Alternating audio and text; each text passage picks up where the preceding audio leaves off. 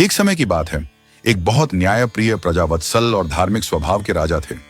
वे प्रतिदिन बड़ी श्रद्धा से अपने इष्ट देव की पूजा अर्चना किया करते थे। एक दिन उनके इष्ट देव उनसे प्रसन्न होकर प्रकट हुए और कहा, राजन, मैं तुमसे बहुत प्रसन्न हूं, कहो तुम्हारी कोई इच्छा है?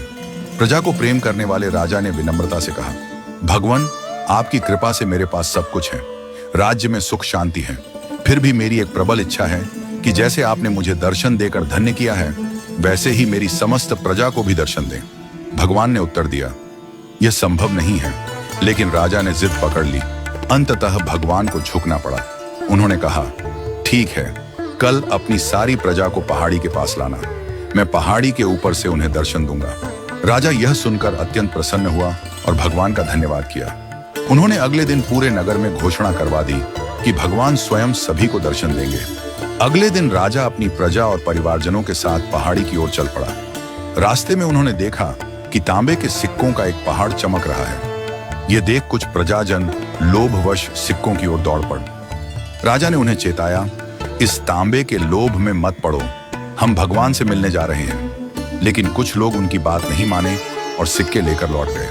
थोड़ा आगे चलने पर चांदी के सिक्कों का पहाड़ दिखा। इस बार भी कई लोग चांदी के सिक्कों के मोह में पड़ गए।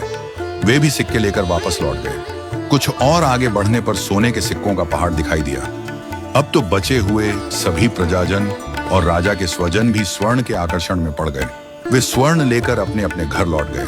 अब केवल राजा और रानी ही बचे थे। राजा ने रानी से कहा, देखो कितने लोभी हैं ये लोग, भगवान से मिलने का महत्व उन्हें समझ ही नहीं आता। भगवान के सामने ये सारी दौलत कुछ भी नहीं है।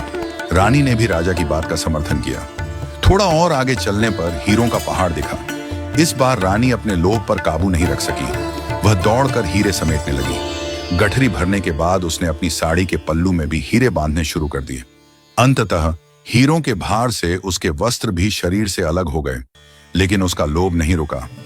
राजा यह देखकर अत्यंत दुखी हुआ और अकेले ही भगवान के दर्शन के लिए आगे बढ़ गया। जब राजा पहाड़ी पर पहुंचा तो वहां भगवान पहले से ही खड़े थे। उन्होंने मुस्कुराते हुए पूछा, राजन, तुम्हारी प्रजा और प्रियजन कहाँ हैं? मैं तो उनके दर्शन के लिए बहुत उत्सुक था। राजा ने शर्म और ग्लानि से अपना सिर झुका लिया। भगवान ने राजा को समझाया, राजन, जो लोग भौतिक सुखों और सांसारिक धन को मुझसे अधिक महत्व देते हैं, वे मुझ तक कभी नहीं पहुंच सकते। वे मेरे स्नेह और आशीर्वाद से वंचित रह जाते हैं।